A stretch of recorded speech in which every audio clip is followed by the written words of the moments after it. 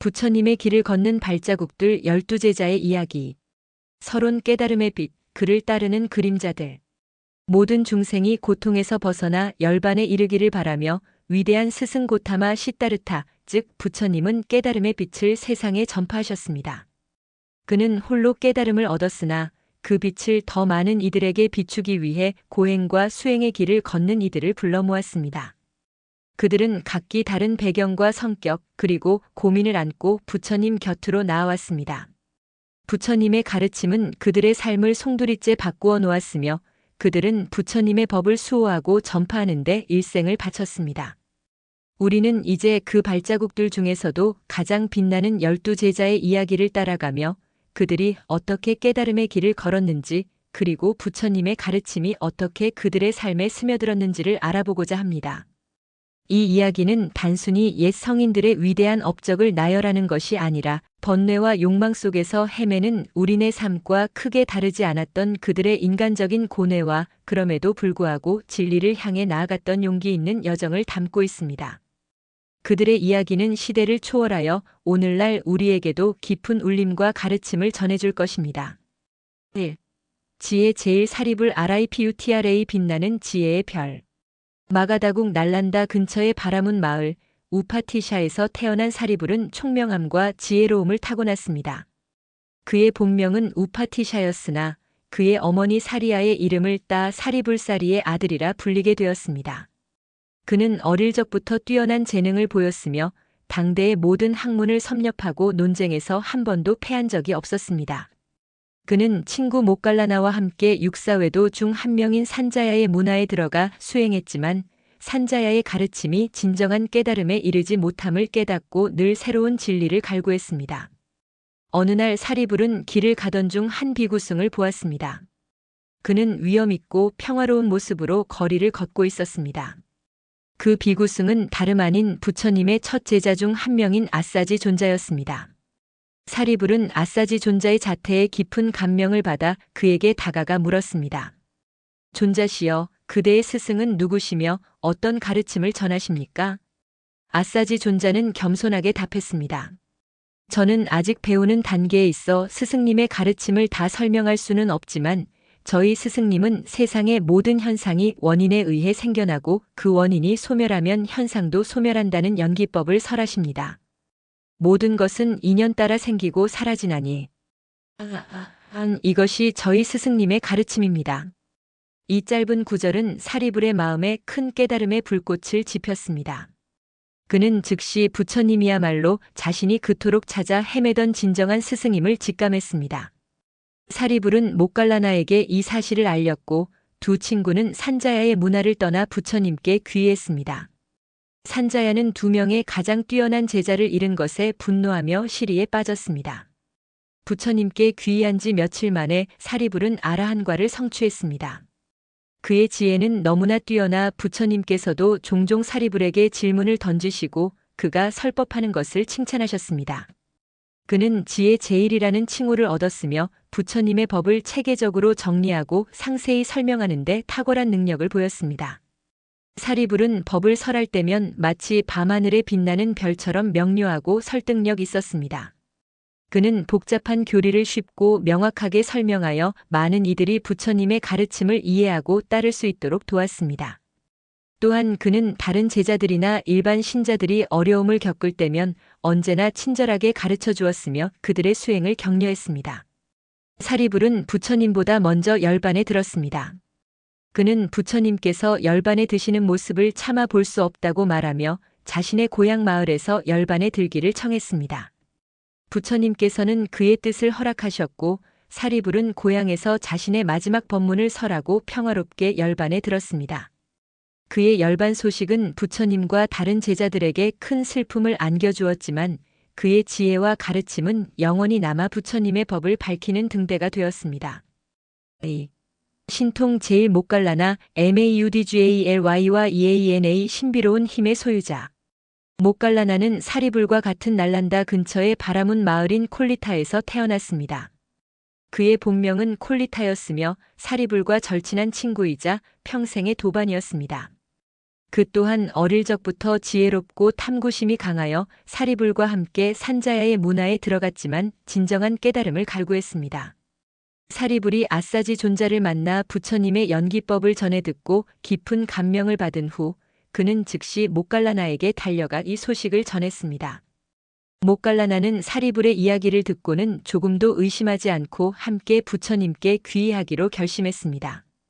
그들은 250명의 제자들을 이끌고 부처님께 나아갔고 부처님께서는 기꺼이 그들을 받아주셨습니다.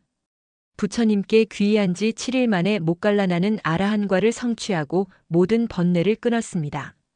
그는 특히 신통력을 얻는데 탁월한 능력을 보였습니다.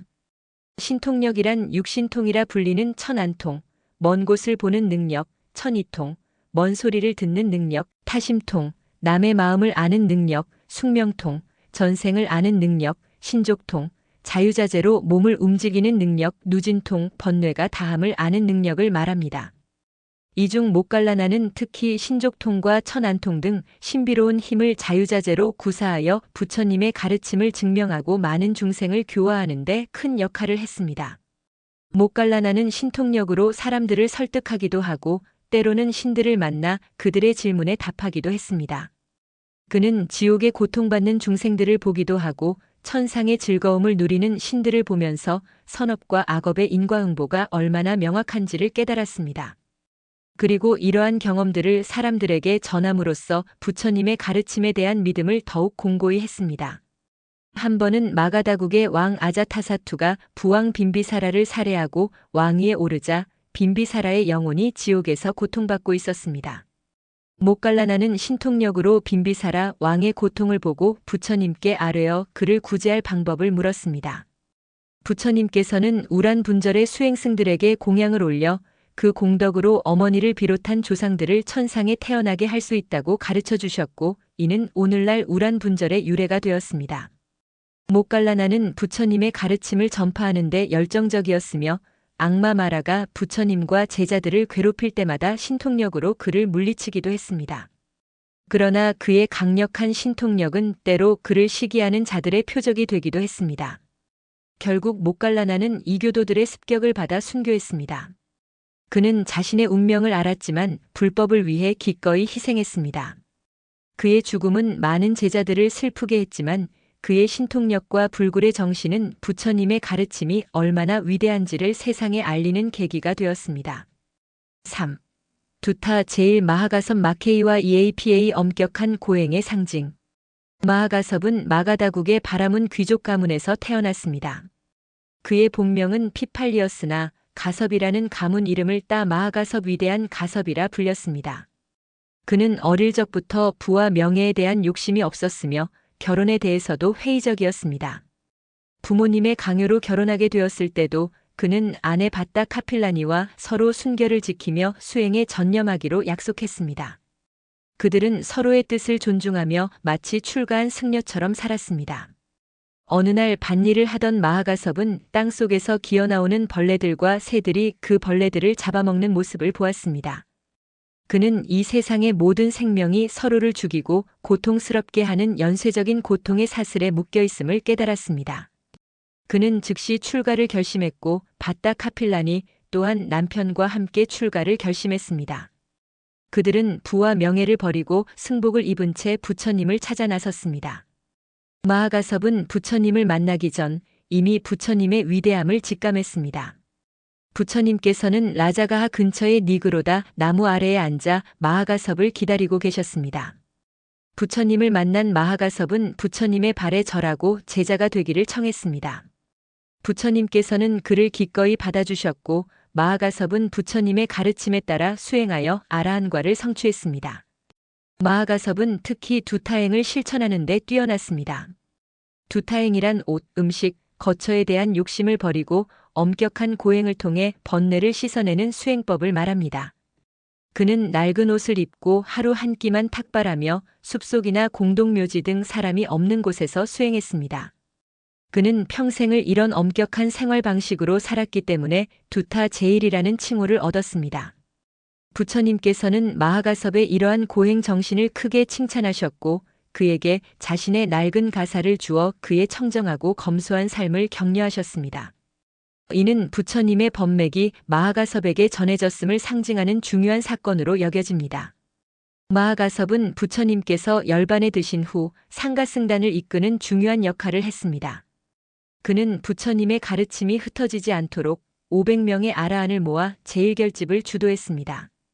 제1결집에서 아난다 존자는 부처님의 모든 설법을 암송했고 우팔리 존자는 계율을 암송했으며 마하가섭은 이 모든 것을 총괄하여 부처님의 가르침이 문자로 정리되고 보존될 수 있도록 했습니다. 마하가섭은 부처님께서 미소로 연꽃을 들어 보이셨을 때 홀로 그 뜻을 깨닫고 미소를 지었다는 염화시중의 고사로도 유명합니다.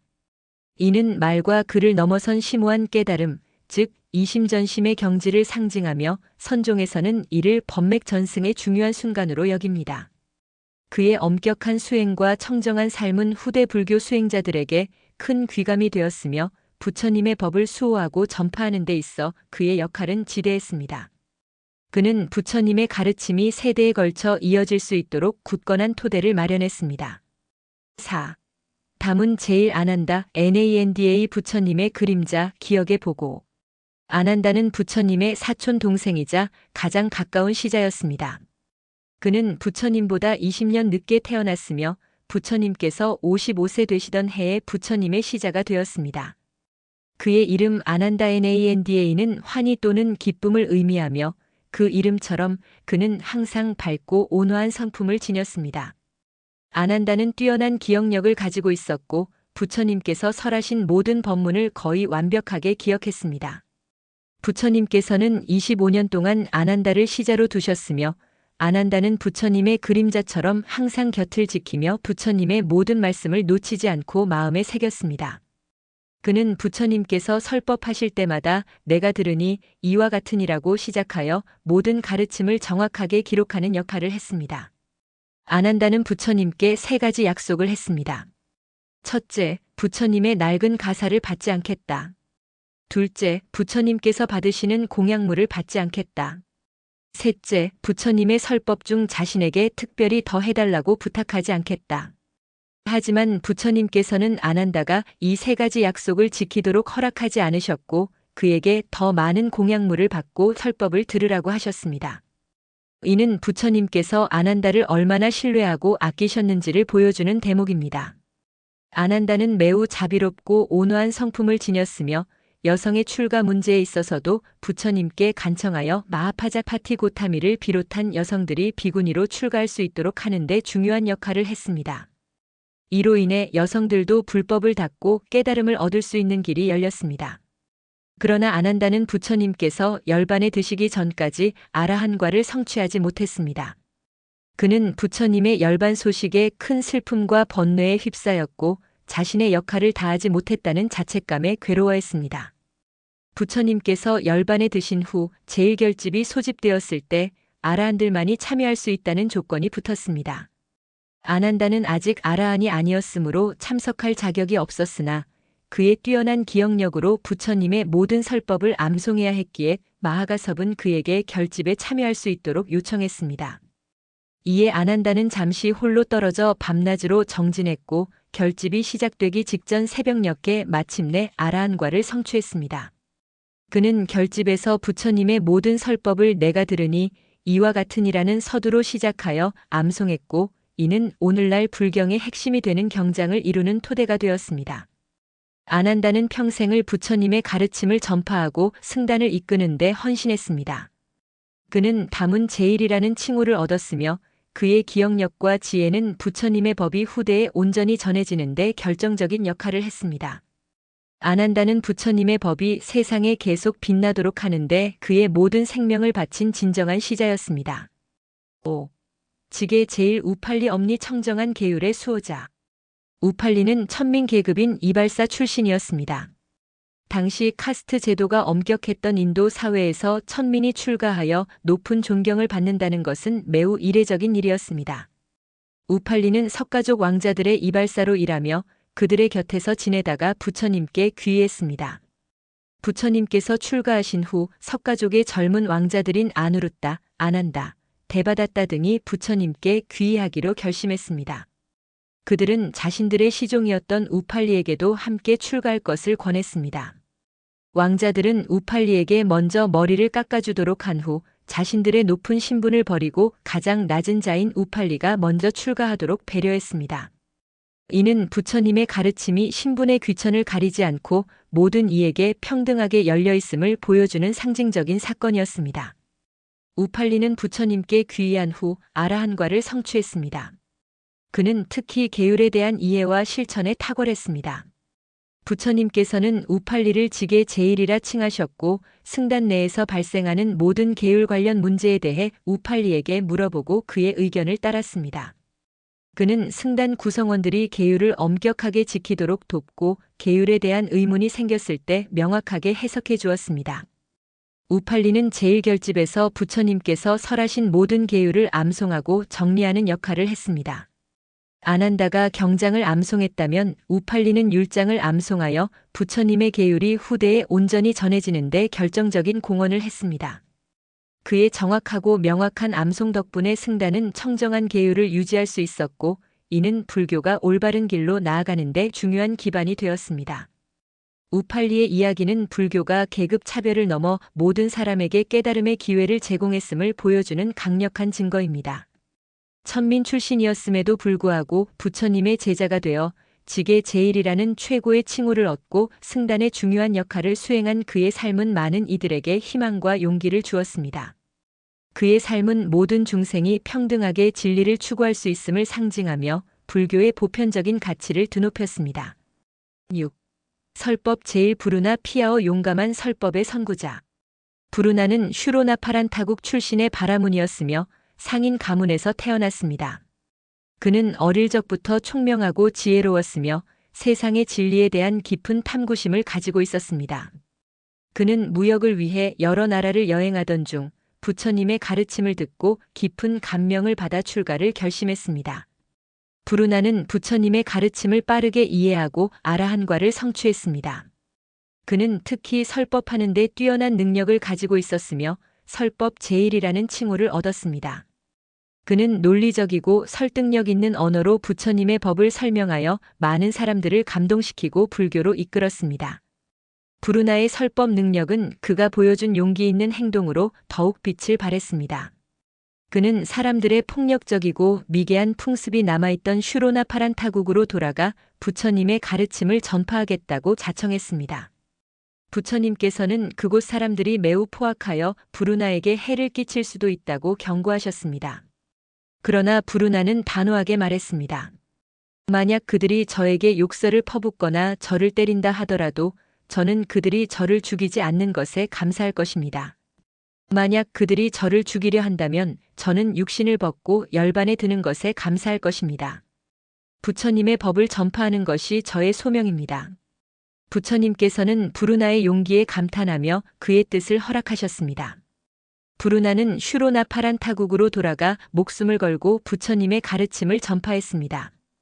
그의 진실된 마음과 뛰어난 설법 능력 덕분에 많은 사람들이 그의 가르침을 따르게 되었고 심지어 그를 해치려던 사람들도 불법에 귀의하게 되었습니다. 그는 수많은 사람들을 고통에서 벗어나도록 이끌었으며 슈로나파란타국은 평화로운 불교 국가로 변모했습니다. 부르나의 이야기는 부처님의 가르침을 전파하는 데 있어 용기와 헌신이 얼마나 중요한지를 보여줍니다. 그는 자신의 안위를 돌보지 않고 오직 중생을 구제하겠다는 일념으로 가장 위험한 곳으로 나아가 겁을 설했으며 그 결과 놀라운 성과를 이루어냈습니다. 그의 삶은 불교 전파의 선구자적인 역할을 했으며 후대 전도사들에게 큰 영감을 주었습니다. 7. 논의 제1가전연 KT와 EANA 명쾌한 논리의 달인. 가전연은 서인도의 우제니국 출신의 바라문 학자였습니다. 그의 본명은 가전연이었고 가전이라는 가문 이름을 따 가전 연가전의 아들이라 불렸습니다. 그는 어릴 적부터 뛰어난 지혜와 언변을 가지고 있었으며 모든 경전을 섭렵하고 논쟁에서 누구에게도 뒤지지 않았습니다. 가전연은 우제니국의 왕을 가르치던 스승이었습니다. 부처님께서 깨달음을 얻고 법을 설하시기 시작했다는 소식을 듣고 그는 왕의 명령으로 부처님을 만나러 갔습니다. 처음에는 부처님을 시험하려는 마음으로 갔으나 부처님의 가르침을 듣고 그 위대함에 감복하여 즉시 출가를 결심했습니다. 부처님께 귀의한 가전녀는 아라한과를 성취했습니다.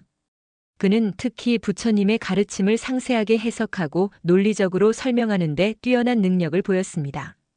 부처님께서는 그를 논의 제일이라 칭하셨으며 복잡하고 미묘한 법문을 가전연에게 자세히 해설하도록 맡기셨습니다. 가전연은 중도 사상에 대한 탁월한 해석으로도 유명합니다. 그는 세상의 모든 극단적인 견해, 예를 들어 모든 것은 존재한다는 유론과 모든 것은 존재하지 않는다는 무론을 넘어선 중도의 중요성을 강조했습니다. 그는 어떠한 고정된 실체도 없고 모든 것이 인연 따라 생멸한다는 연기법의 심오한 의미를 논리적으로 명쾌하게 설명했습니다. 가전연은 부처님의 가르침이 당시 인도 사회의 다양한 사상들과 충돌할 때마다 부처님의 법을 옹호하고 다른 사상들을 논리적으로 반박하는 데 중요한 역할을 했습니다. 그는 비불교도들과의 논쟁에서 항상 승리하여 부처님의 법의 우월성을 증명했으며 많은 이들이 그의 논리에 설복되어 불교에 귀의했습니다. 그의 명쾌한 논리와 깊이 있는 통찰력은 불교 교리를 체계화하고 발전시키는 데 크게 기여했습니다. 가전연은 부처님의 가르침이 단순한 믿음을 넘어선 합리적이고 논리적인 체계임을 보여주었으며 후대 불교 철학의 발전에 중요한 초석을 놓았습니다. 그의 삶은 지혜와 논리가 깨달음의 길에서 얼마나 중요한 도구인지를 일깨워줍니다. 8. 천안 제일 아누루따 ANURUDDHA 깨달음의 눈 신비로운 통찰. 아누루따는 부처님의 사촌 동생이자 석가족 왕자였습니다. 그는 부처님께서 출가하신 후 아난다, 대바다따 등 다른 석가족 왕자들과 함께 출가하여 부처님의 제자가 되었습니다. 그는 원래 잠이 많고 게으른 성격이었으나 부처님의 꾸중을 듣고 깊이 반성하여 밤낮으로 정진했습니다. 부처님께서는 아누루따에게 게으름은 번뇌의 문이다라고 꾸짖으셨습니다. 이 말을 듣고 아누루따는 잠을 자지 않으려는 고행을 시작했습니다. 그러나 잠을 자지 않으려 노력하다가 결국 실명하게 되었습니다. 육체적인 눈은 잃었지만 그의 정신적인 눈은 더욱 밝아져 마침내 아라한과를 성취하고 천안통을 얻게 되었습니다.